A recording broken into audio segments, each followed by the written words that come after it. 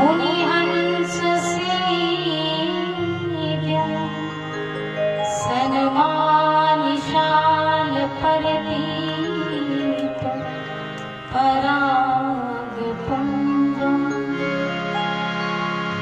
कृष्णाय वासुदेवाय देवकी नंदनाय च नंद गोपकुमाराय श्री कृष्णाय नमः। अतुलित बलधामं हेमशैलावदेहं धनुजवनकृशालं ज्ञानिनामग्निगण्यं सकलगुणनिधानं वानराणामधीशं रघुपतिप्रियभक्तं वातजातं नमामि।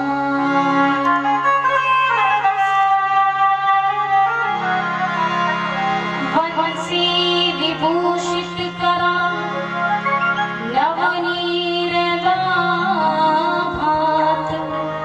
पीताम्बरादरुणबिम्ब फलाधरोष्ठात्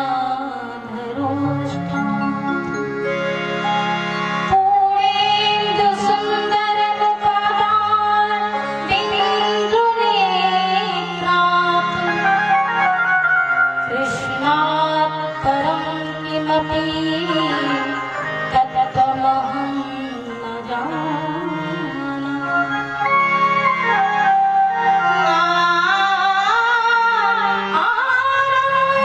नमस्कृत्यं नरं चैव नरोत्तमं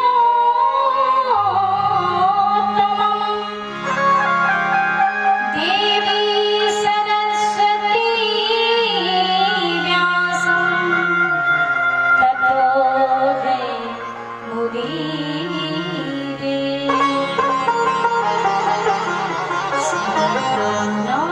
नाथसमारम्भां रामानन्दामध्यमाम्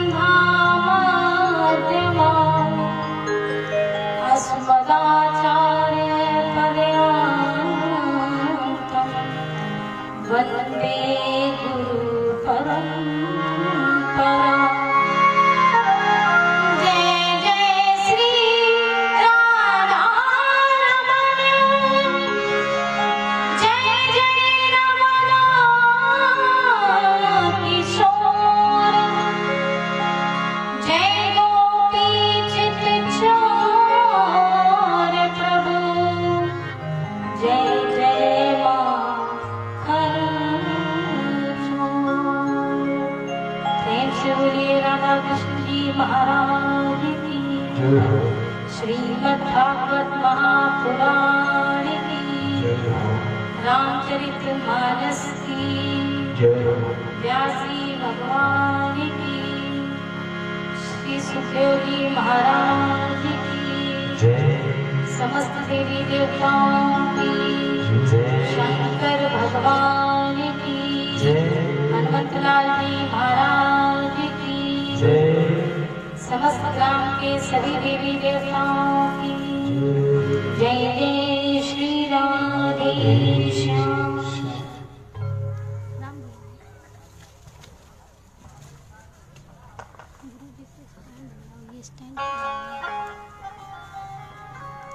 परम आदरणीय श्रोता हमारी प्यारी माताएं और हमारे पिता तुल्य बुजुर्ग जो कथा श्रवण करने के लिए इस ग्राम के सभी बुजुर्ग लोग उपस्थित हुए, सभी का हम स्वागत करते हैं और अपनी व्यासपीठ से जो बुजुर्ग हैं उन सभी का सम्मान करते हैं। मातृ सत्य का सम्मान करते हुए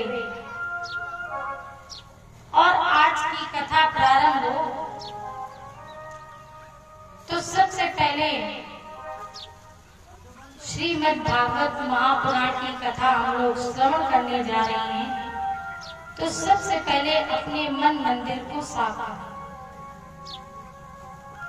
क्योंकि नित्य की भांति आप लोग कार्य में लगे रहते हैं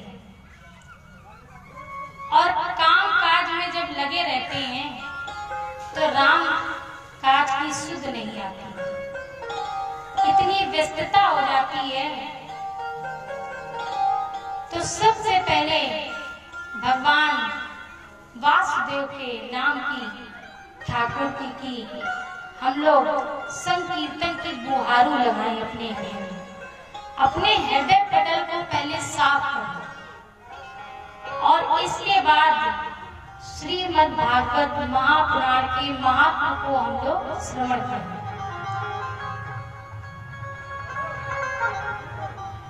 आज कलश यात्रा थी, तो सभी लोगों ने कलश यात्रा में भी भाग लिया होगा और थक भी गए होंगे। तो जहां तक इस ध्वनि विस्तारक यंत्र से मेरी आवाज पहुंच रही हो, तुम अपने सभी भक्तों से अनुरोध करेंगे कि आज की सत्संग सभा प्रारंभ हो रही है, आप भी आए और अपनी हाजिरी ठाकुर जी के चरणों में लगाएं।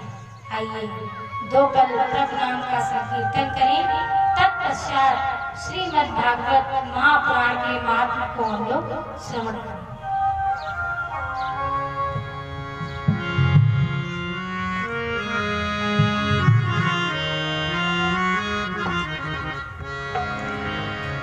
श्री कृष्ण गोविंद हरे मुरारी, हे नाथ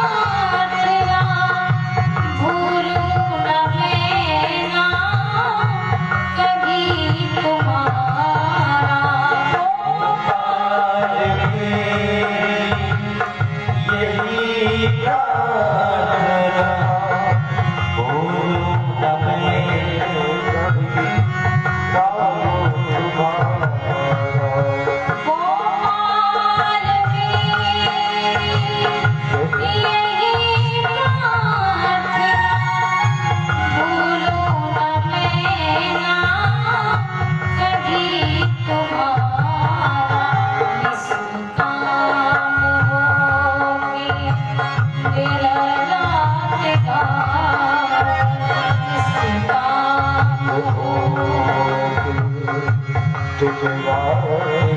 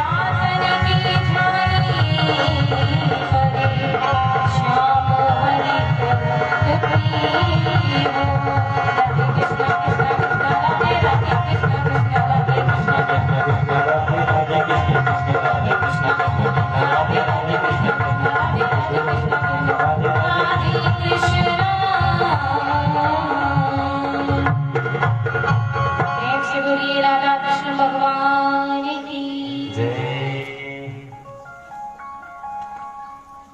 श्रीमद् भागवत महापुराण की महिमा में एक श्लोक में वर्णन है, भाग्योदयेन बहुजन्म समर्जितेन सत्संगमं चवलभुते पुरुषो यदा वै।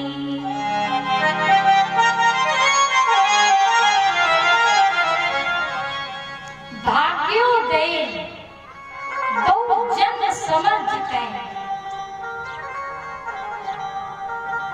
संत कहते हैं, वैष्णव जन कहते हैं कि एक जन्म नहीं, बहुजन समर्जितेन। जब हम बहुत जन्म लेते हैं, बहुत जन्मों के जो हमारे पुण्य होते हैं, यदि हमारे पुण्य है तो दूसरा जन्म हमें ब्राह्मण की योनि में मिलेगा। और आगे चल करके आप कथा श्रवण करेंगे तो भरत जी का चरित्र सुनेंगे। तो भरत जी ने तपस्या की, तो तपस्या के प्रभाव से अगली योनि तो हिरण्य की मिली, लेकिन तपस्या भरत जी नहीं मिले थे। तो संत जन कहते हैं भाग्योदयेन बहुजन्म, जब हमारे अनंतों के जन्म होंगे तब हम भगवान की सत्संग सभा में बैठ सकेंगे, तब हम भगवान की कथा में आ पाएंगे। और ये जो श्रीमद् भागवत महापुराण की कथा का हम लोग रस पी रहे हैं, इस रस को हम पी सकेंगे, सुन सकेंगे। जब हमारे पुण्यों के जो पुण्य है, हमारे जन्म के जो पुण्य है, जब वो उदय होते हैं तब हम भागवत कथा में आ पाते हैं। अच्छा, आप ये बताइए कि इस कथा की चर्चा तो बहुत दिन से होगी कि कथा होनी है, कथा होनी है, तो सबको पता होगा, लेकिन क्या पांडाल में सभी लोग उपस्थित हैं? जिसके पुण्य होंगे वो ही कथा पांडाल में आ पाएगा, और जिसके पुण्य नहीं होंगे वो कथा पांडाल में नहीं आ पाएगा। और कथा में हर प्रकार का श्रोता आता है। कोई भक्त, कोई श्रोता तो कथा सुनने आता है, कोई श्रोता इसलिए आता है कि भाई वृंदावन से दीदी जी आई हैं, देखे कैसी कथा कहती हैं। कोई तो इसलिए आता है, कोई भक्त इसलिए आता है कि इतनी दूर से पधारी है, उनके साथ साज बाज कैसा लगा है। और जो जिस भाव से आता है भगवान वैसा ही उसको फल देते हैं। और बाद में हम भगवान पर दोष लगाते हैं कि हमने तो खूब मन से कथा सुनी। यदि आप मन से कथा सुनेंगे तो आपको भगवान वैसा फल देंगे, और यदि आप मनोरंजन से कथा सुनेंगे तो जीवन भी हमारा मनोरंजन हो जाएगा। तभी तो इसी श्रीमद् भागवत महापुराण में गोपी गीत है, जिसमें गोपिकाएं कहती हैं, क्या कहती हैं, आप लोग श्रवण करें।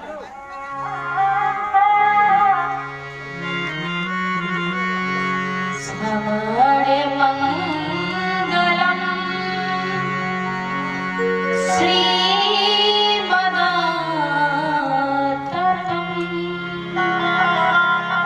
भ्रुवि क्रयन्विते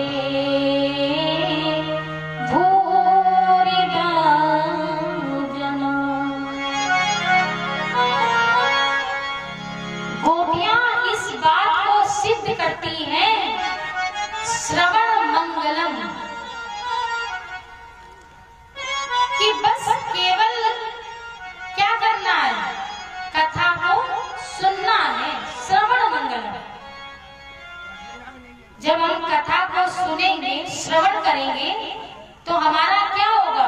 मंगल होगा। आप रामचरितमानस में सुनेंगे तो संत शिरोमणि तुलसी बाबा जी ने भी लिखा है, मंगल भवन अमंगल हारी। तो ऐसे हैं ठाकुर जी, यदि कथा सुनेंगे तो हमारा जीवन कैसा हो जाएगा? मंगलमय हो जाएगा।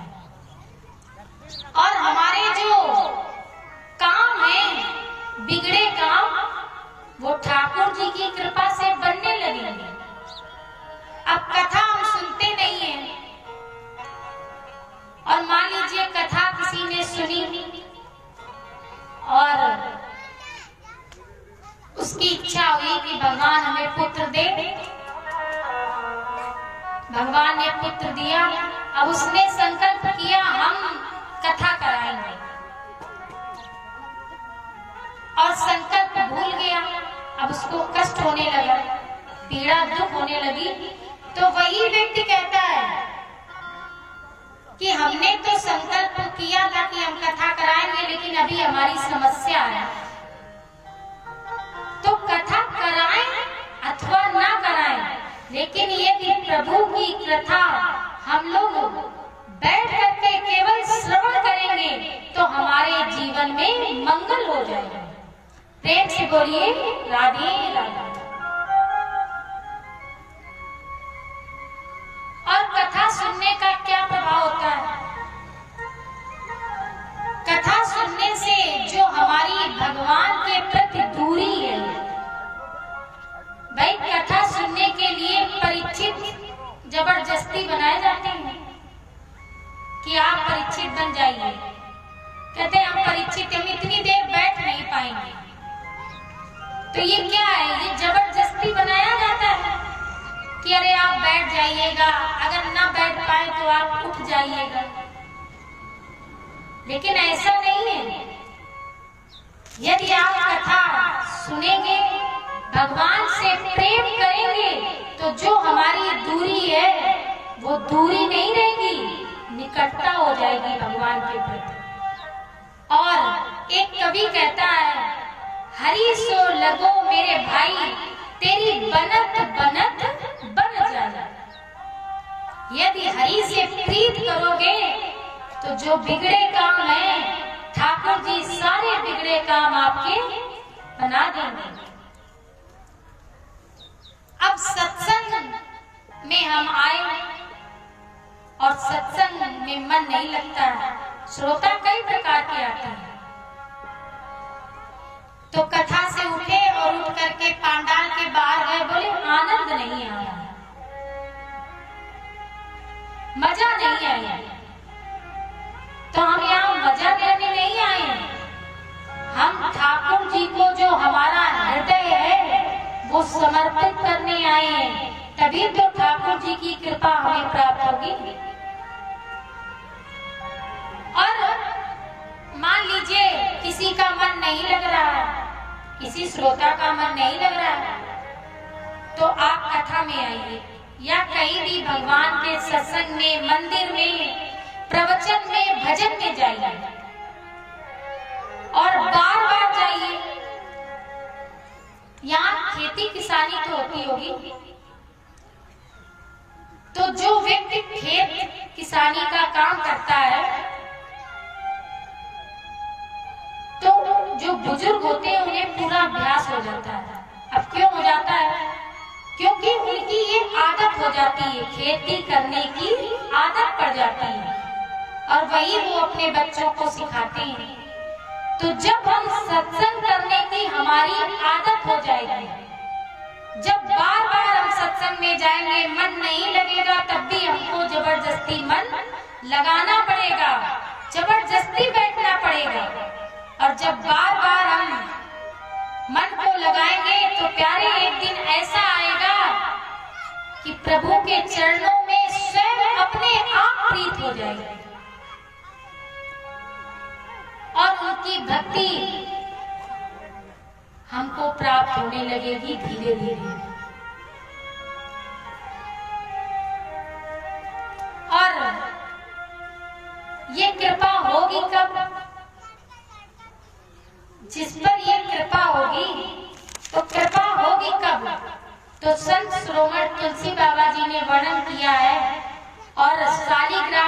कथा में आइए तुलसी दल भी हम लोग डालें।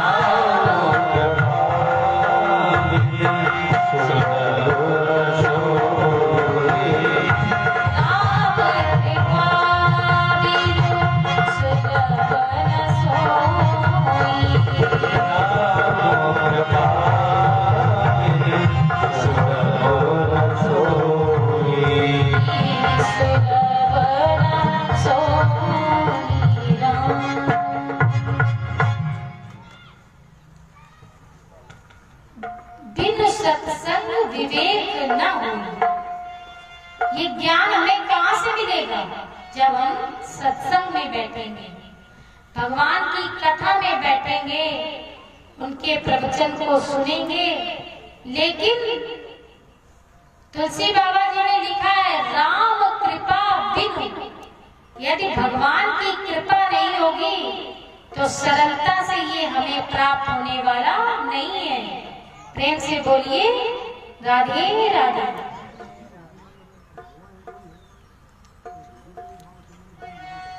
अब श्रीमद् भागवत महापुराण की हम लोग कथा सुनने जा रहे हैं, महिमा।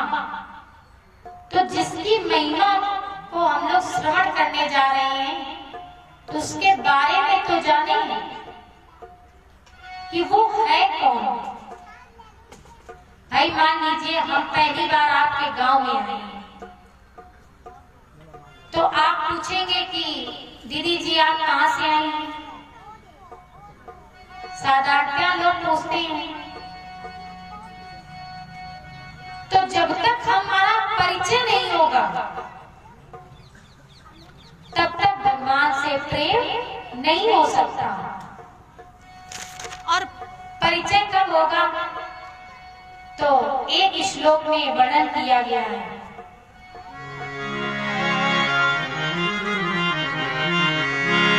सच्चिदानंद रूपाय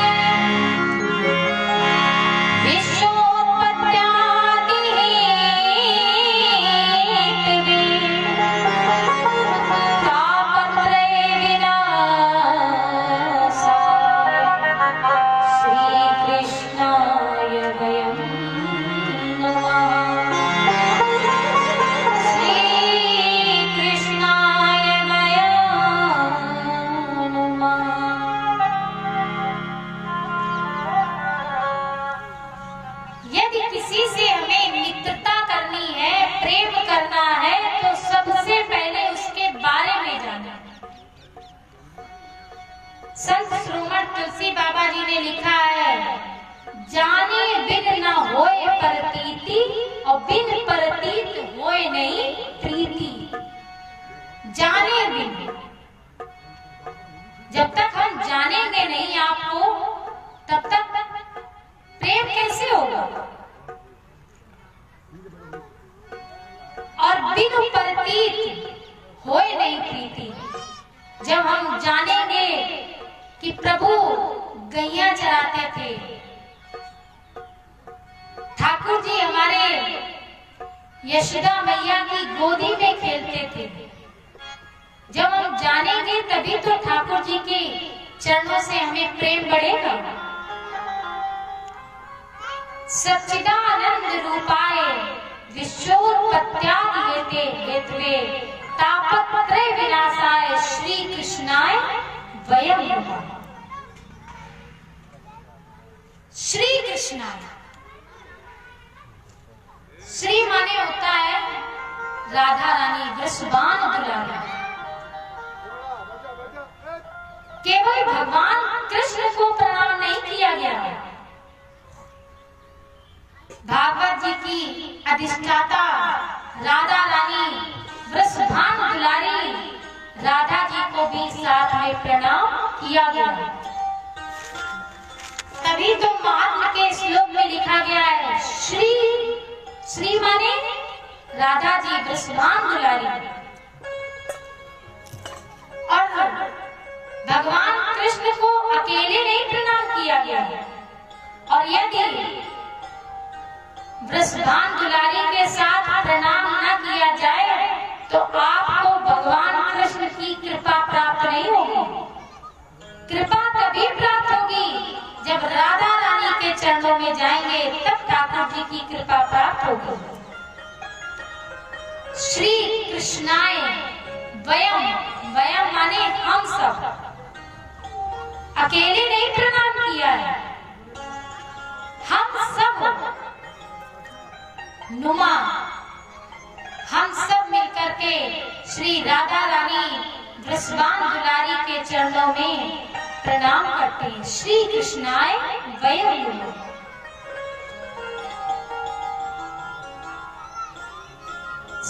सच्चिदानंद रूपाय। भगवान का स्वरूप कैसा है? सत्य घन, चित्त घन, आनंद।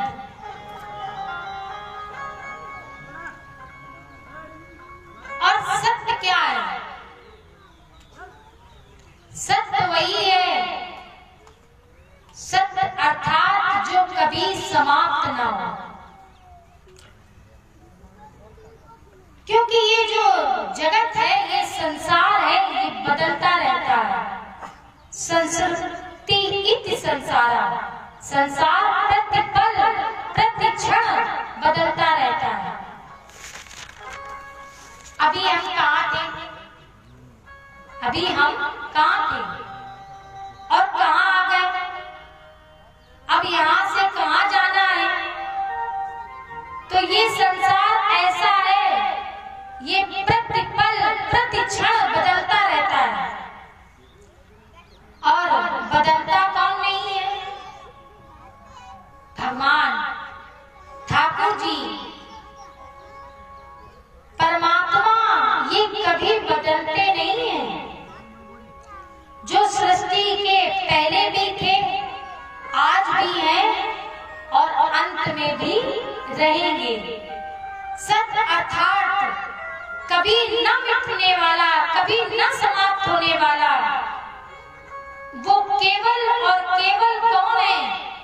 परम पिता परमात्मा, जिनका कभी भी न विनाश होता है और जिनका कभी भी अंत नहीं होता। तभी तो संत श्रोमण तुलसी बाबा जी ने वर्णन किया,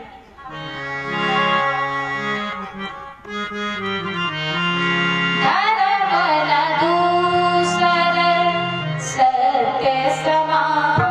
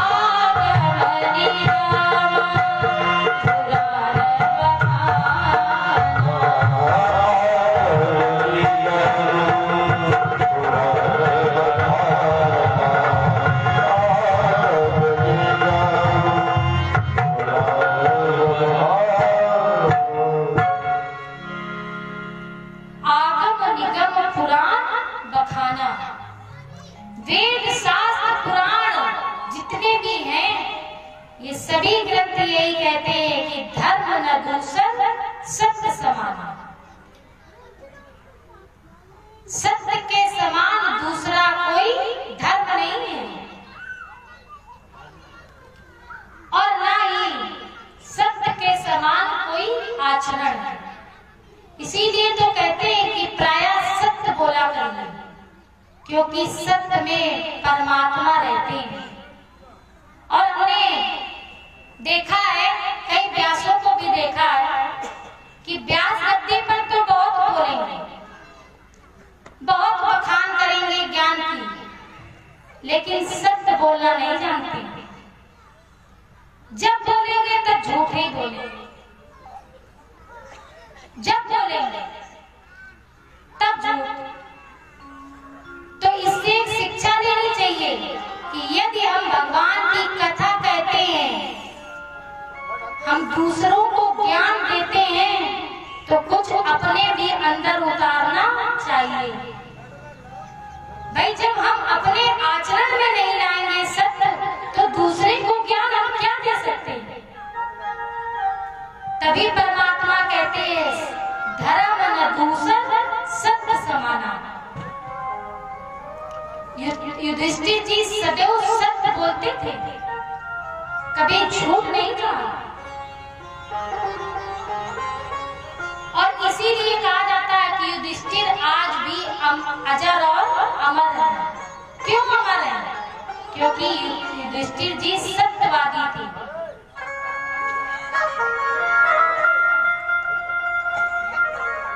आइए कथा में पुनः प्रसंग में आए तो भगवान कैसे हैं? सत्य समान, सत्य चित्त घन आनंद, जो कभी समाप्त ना हो, न समाप्त होने वाले, केवल सिर्फ केवल एक है, परम पिता परमात्मा।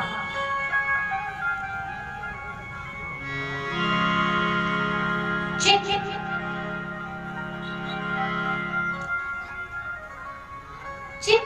प्रकाश को कहते हैं और भगवान स्वयं प्रकाश स्वरूप है। जो जीव के अंदर, मानव के अंदर जो प्रकाश है, ये प्रकाश कहां से आया? भगवान ने दिया है हमें। और वह भगवान स्वयं प्रकाश स्वरूप है, जो जन्म भी लेते हैं और प्रकट भी होते हैं। कृष्ण बन के भी आते हैं और राम बन करके भी आते हैं। स्वयं प्रकाश स्वरूप है और इस संसार जगत को भगवान प्रकाश देते हैं। लेकिन प्रकाश देते हैं भगवान, तभी तो प्रकाश स्वरूप है। अब आता है आनंद।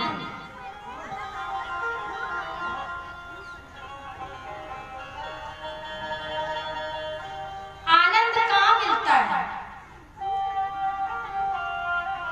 थोड़ी देर हमने कथा सुन ली तो हमें आनंद मिल गया, और जो ही कथा पांडाल से हम बाहर गए, घर गृहस्थी में लगे, तो क्या आनंद मिलेगा?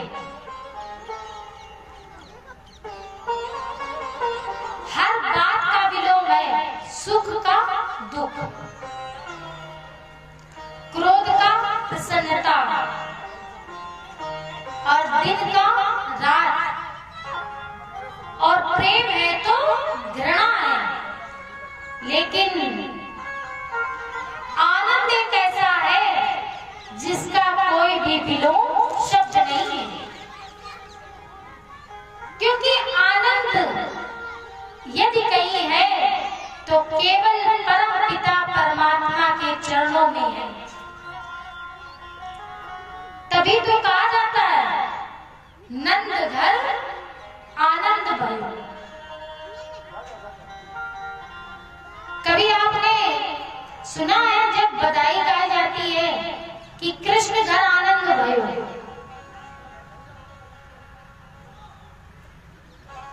हमेशा कहा जाता है नंद घर आनंद भयो, क्योंकि भगवान का एक नाम आनंद है। आनंद हु के जीवों को आनंद देते हैं। ये स्वयं आनंद स्वरूप है, सच्चिदानंद घन ये स्वयं आनंद स्वरूप है।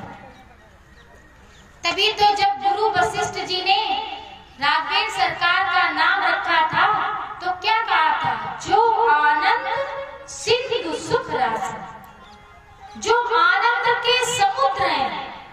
और समुद्र से यदि एक बूंद निकल जाए तो क्या समुद्र खाली हो जाएगा? और हम लोग आनंद ढूंढते कहाँ है? परिवार में। बोले ये हमारा नाती है। अब बाबा जी नाती को लेकर के कथा सुनने आए तो थोड़ी देर तो नाती बैठा, अब कह रहा बाबा चलो, बाबा चलो हमें कुछ दिला दो, बाबा चलो हमें कुछ दिला दो, चॉकलेट ही दिला दो। तो बाबा आए तो थे कथा सुनने, लेकिन कथा सुनने में मन नहीं लग रहा और नाती में पूरा मन लगने लगा। यही माया है। और हमारा मन कहाँ लगना चाहिए? ठाकुर जी की कथाओं में मन लगना चाहिए, तभी तो हमारे मन को, हृदय को आनंद मिलेगा। लेकिन हम आनंद पिता में खोजते हैं, पुत्र में खोजते हैं, नाती में खोजते हैं, माता में खोजते हैं। और कोई कोई तो ऐसे हैं कि अपनी पत्नी में खोजते हैं। परिवार की तरफ अत्यधिक झुकाव होता है। और हम आपको एक बात और बताएं, हम सत्य ही बोलते हैं, असत्य नहीं बोलते। जो बोलते हैं सत्य।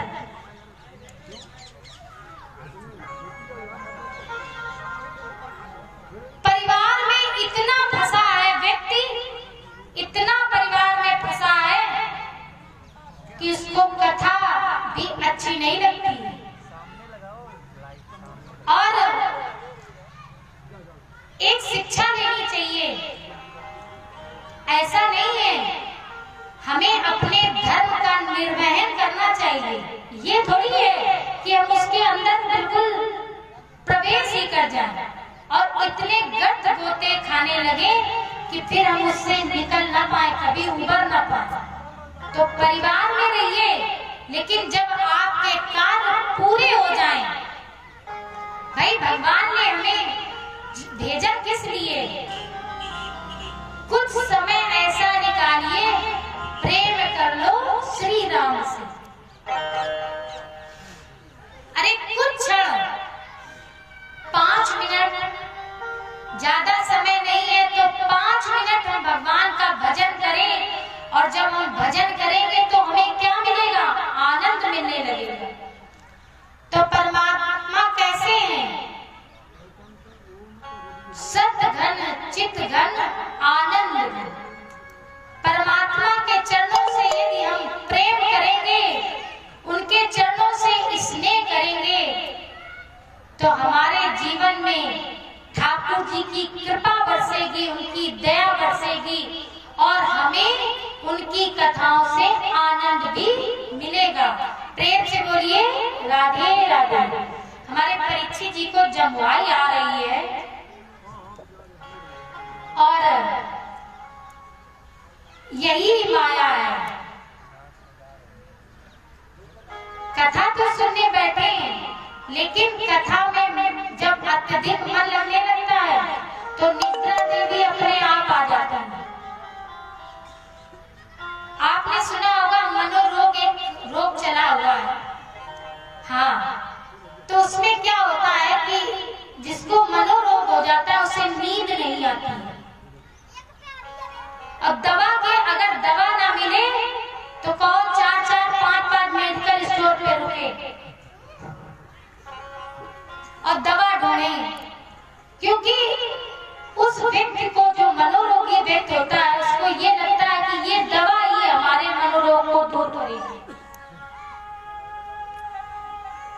तो जिसको नींद ना आती हो वो केवल कथा में आ जाए और ध्यान लगा ले भगवान के कथाओं में, तो जितनी देर कथा होगी उतनी देर खूब आराम से नींद आएगी, सुकून की बिल्कुल नींद आएगी। प्रेम से बोलिए राधे राधे। आइए दो पल का भगवान का संकीर्तन करें।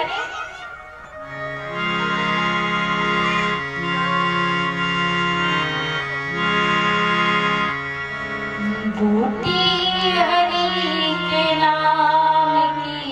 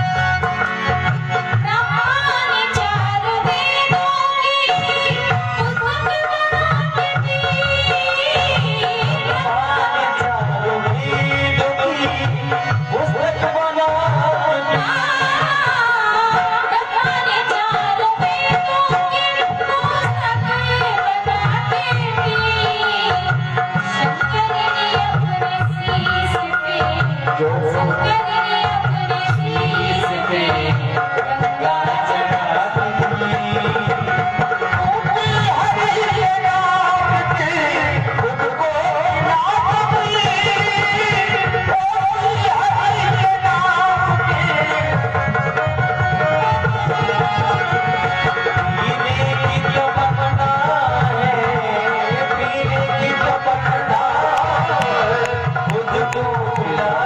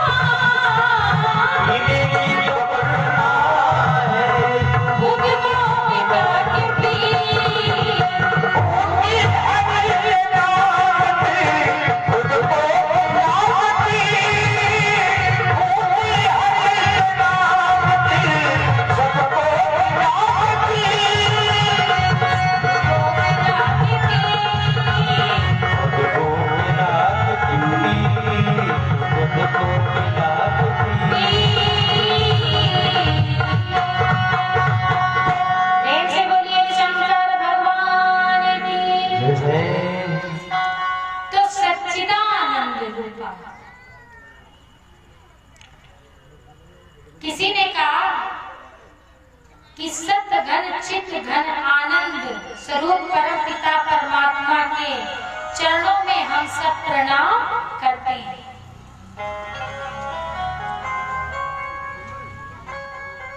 और ये युग कौन सा है? कलयुग।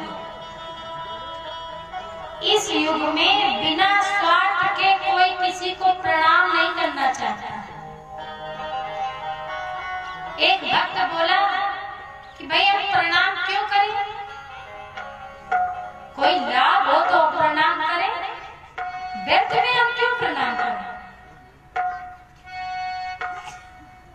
और ये कलयुग का जमाना है, बिना लाभ के कोई काम नहीं करेगा। मान लीजिए आप डॉक्टर के यहाँ जाएं, वैद्य के यहाँ, और दवा लें, तो उससे आप कई बार पूछेंगे डॉक्टर साहब आराम मिलेगी कि नहीं, पूछेंगे कि नहीं? और जब वो बताएगा कि हाँ भाई आराम मिलेगा, तब आप उस दवा को खाएंगे। तो जो हमारे संत जन थे, गुणी जन थे, महापुरुष थे, वो जानते थे कि कलयुग के भक्त बिना फायदे के कोई काम नहीं करेंगे। मान लीजिए किसी का बेटा परीक्षित जी, किसी का पुत्र इंटर में गया और उसने कहा कि भगवान भोले बाबा, हम तुम्हारे ऊपर रोज 1 लोटा जल चढ़ाएंगे, अब की बार हम फर्स्ट डिवीजन आए। अब उस पुत्र ने रोज जल चढ़ाया और जब पेपर में पास हुआ और जब रिजल्ट आया तो 2nd डिवीजन आ गया। तो जो भोले बाबा पर 1 लोटा जल चढ़ रहा था वो भी बंद। क्यों बंद हो गया? क्योंकि हमारा स्वार्थ था कि हम फर्स्ट डिवीजन आए, अब भोले बाबा हमें 2nd डिवीजन लाए, इसलिए लोटा जो जल का था वो खत्म, बंद। अब भोले बाबा पर कोई जल नहीं चढ़ेगा। तो संत जानते थे कि कलयुग के भक्त बिना स्वार्थ के कोई काम नहीं करेंगे, तभी तो लिखा है तापत्रय विनाशाय। जो हमारे जीवन में 3 प्रकार के ताप हैं, दैहिक, दैविक और भौतिक, इन तापों को भगवान दूर करते हैं।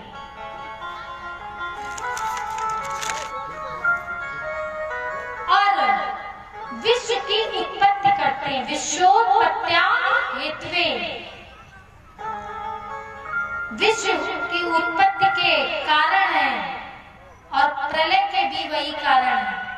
विश्व को जन्म देते हैं, पालन करते हैं और प्रलय भी प्रभु करते हैं।